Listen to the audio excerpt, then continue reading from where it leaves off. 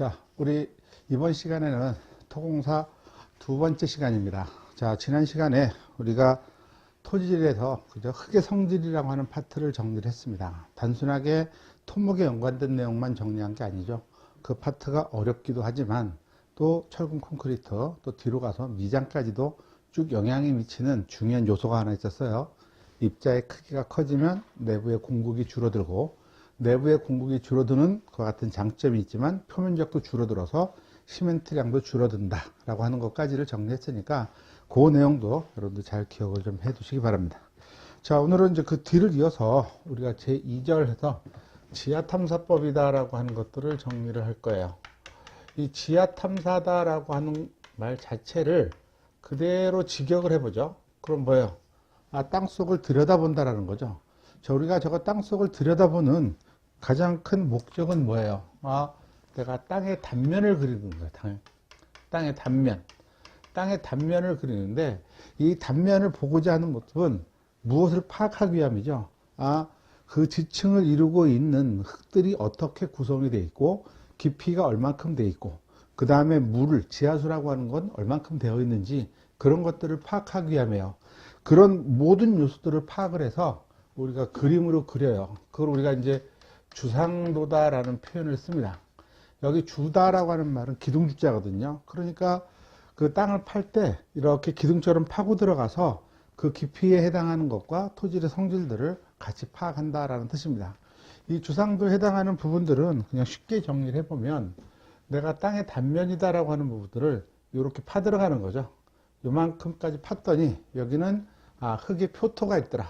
여기서는 요만큼 흙이 표토고 여긴 요만큼 표토더라 그러면 요렇게 연결하는 겁니다.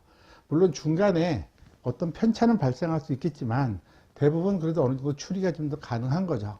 계속해서 파 들어가니까 여기까지는 예를 들어서 모래지반이 이렇게 형성이 돼 있다. 그러면 이렇게 연결하면 요만큼은 이제 모래지반이다. 이런 걸 파악을 하는 겁니다. 그래서 요 모양 자체가 기둥처럼 돼 있다 그래서 기둥의 상태를 나열한 거다라고 우리가 보통 주상도다라고 하는 그와 같은 명명을 하는 겁니다. 그럼 저런 것들을 파악하기 위해서 우리가 해야 되는 것들을 쭉 정리해 보면 제일 먼저 가장 확실한 것은 뭐예요? 땅을 파보는 거죠. 이렇게 파보기를 하는 겁니다. 그래서 사람의 인력으로 파서 육안으로 직접 확인하는 방법인데 이거는 소규모 지역에서 가능하겠죠. 소규모 지역에서 보통 가능한 그와 같은 방법입니다. 자, 두 번째 해당하는 방법이 이제 이렇게 탐사관 꽂아보기.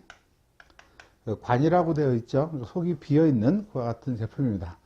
이 탐사관 꽂아보기. 이거를 다른 말로 철관 박아넣기 이런 표현을 써요.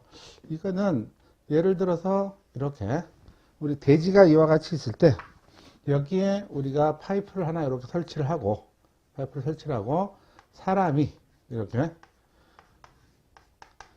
서서 때리는 거죠. 이 정도의 힘으로 때리니까 얘가 5cm가 들어가는구나. 그럼 내가 이 정도 힘으로 때렸을 때 5cm 정도가 들어간다라고 하면 내 경험상 지금 모래 지반을 지나고 있구나. 이거를 파악하는 거죠. 경험자만이 할 수 있는 방법이고요. 대신에 편차는 분명히 있을 겁니다. 그래서 이것도 마찬가지 좀 정밀도는 좀 떨어진다. 이렇게 우리가 이야기할 수 있고요. 그 다음 세 번째로 가서 우리가 이제 물리적 지하탐사다라고 이야기를 해요.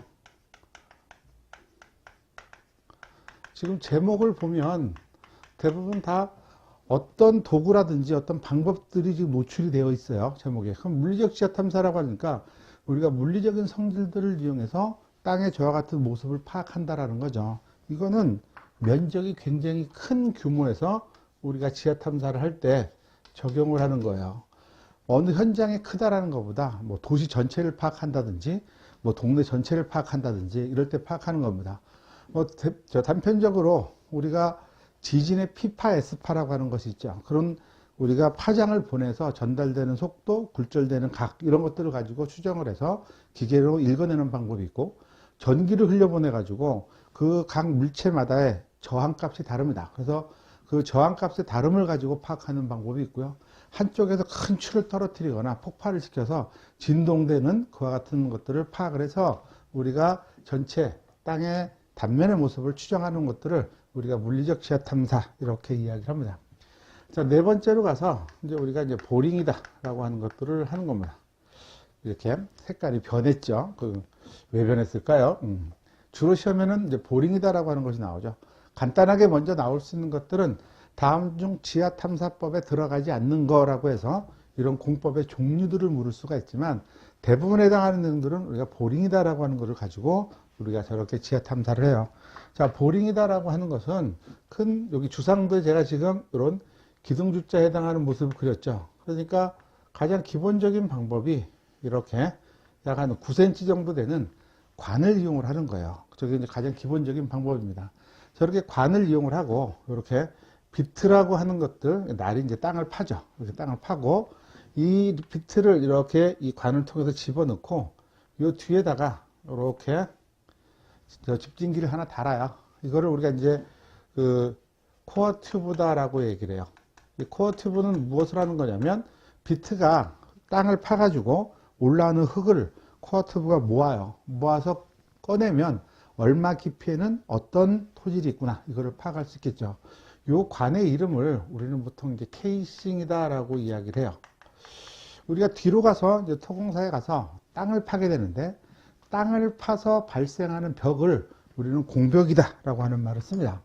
그래서 우리가 보통 이렇게 땅을 파서 발생하는 벽을 공벽이라고 하는데 그 벽은 땅을 판 이유는 뭔가 내가 그 하부에서 작업을 하기 위함이죠. 그래서 작업하는 동안에 그 벽은 무너지지 않고 유지를 해줘야 돼요. 그래서 우리가 보통 이제 공벽을 보호하는 방법이다라고 이야기를 하는데 우리가 주상도에서 땅을 파서 저렇게 시료를 계속 채취해낼 때 이 케이싱이라고 하는 것이 옆에 있는 흙의 벽이 무너지지 않도록 잡아주는 거예요. 근데 케이싱은 공벽을 보호하는 용이다라고 하는 거고 뒤에 가서 우리가 텃파기를 하면 흙막이라고 하는 것을 설치를 합니다. 그 흙막이 자체도 마찬가지 공벽을 보호하는 그와 같은 요소가 되는 거고 지하 연속벽에서 내가 철근을 집어넣고 콘크리트를 타설해서 연속벽을 만들 때도 흙이 무너지지 않아야 되죠. 그때 이제 물을 넣는다든지 우리가 안정액이라는 걸 들어서 우리가 공벽을 보호하기도 합니다. 그래서 공벽을 보호하는 여러 가지 요소들이 있는데 이 공벽이다라고 하는 개념 정도는 지금 기억을 해두세요.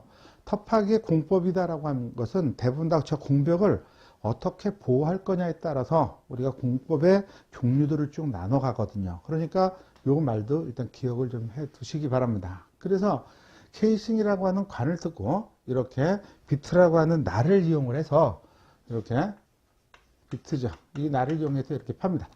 자, 우리가 이 보링이 일단은 공법이다라고 하는 것들을 정리를 해보면 제일 첫 번째 우리가 회전식이다라고 하는 것이 있습니다.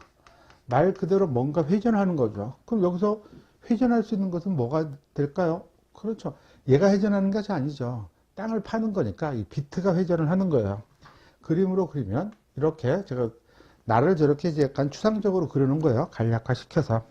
이 비트를 회전을 시켜서 땅을 판다는 거죠. 회전을 시켜서 땅을 팝니다. 그래도 올라오는 흙을 코어 튜브가 이렇게 모아서 꺼내면 깊이에 따르는 우리가 토질의 구성 등을 저렇게 파악할 수 있습니다. 이 회전식이 우리가 보링에서 가장 정확한 방법이다. 이렇게 이야기할 수 있습니다. 자, 그 다음 이제 회전식이 아니면 이제 충격식이다라고 하는 것이 있어요. 자, 이 충격식이다라고 하는 것은 말 그대로 충격을 주는 건데 여기서 우리가 땅에다가 충격을 줄 수 있는 것은 케이싱이 아니라 마찬가지로 비트죠. 그러니까 우리가 이 비트다라고 하는 부분이 이렇게 들어온 부분을 회전을 시키는 것이 아니라 위아래로 땅을 파는 기구를 저렇게 위아래로 풍풍 떨어뜨려 가지고 파쇄시키는 거죠. 이거는 약간의 경질의 집안에 여기 경질의 집안이다라고 이렇게 이야기를 하니까 뭐 안반 같은 걸 생각하시면 안 되죠. 안반 같은 걸 생각하시면 아니라 이렇게 힘을 꽉 누르면 이렇게 뭐 파쇄될 수 있는 흙 정도, 그런 정도의 흙이다 이렇게 보시면 될 겁니다. 자, 그래서 보통 저와 같이 두 가지에 해당하는 방법들을 우리가 사용을 하는 거고요.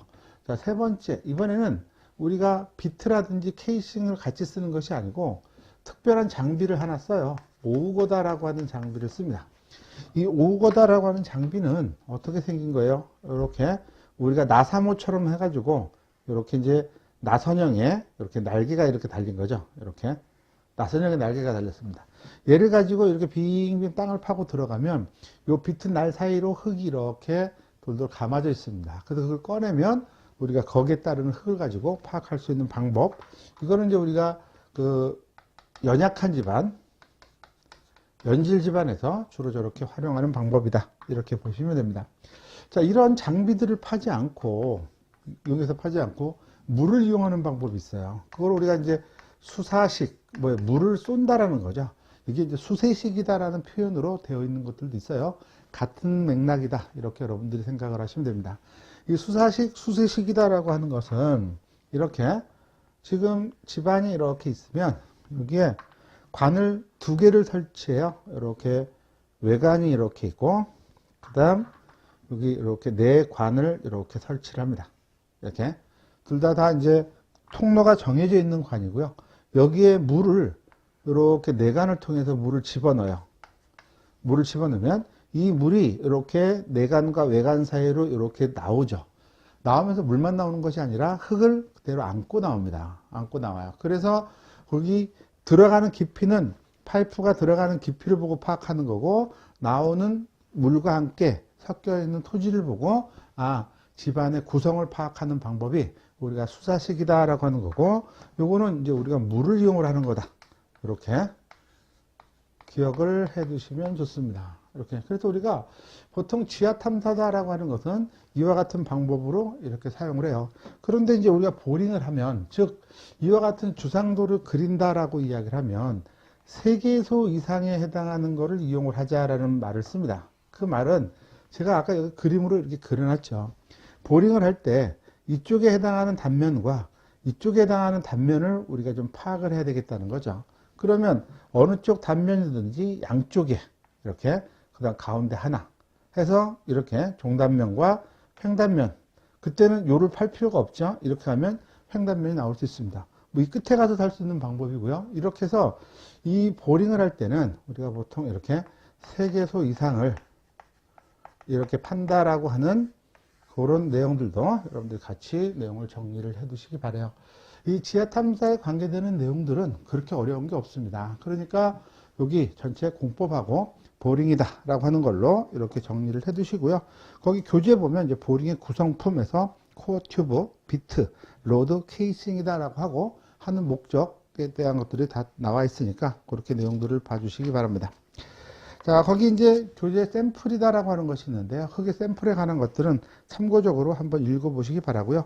그 다음에 주상도다라고 하는 것들이 표기가 되어 있죠. 주상도는 말 그대로 지층의 단면을 그린 그림이다라고 하는 거고, 거기에 나타나는 정보가 아닌 것은 이라고 해서 지금 거기 나와 있죠. 그래서 투수계수다라고 하는 것은 우리가 흙의 성질에서 배운 거죠. 물이 통과되는 그와 같은 수치다라고 하는 거니까 그렇게 답을 여러분들이 찾아낼 수 있을 겁니다.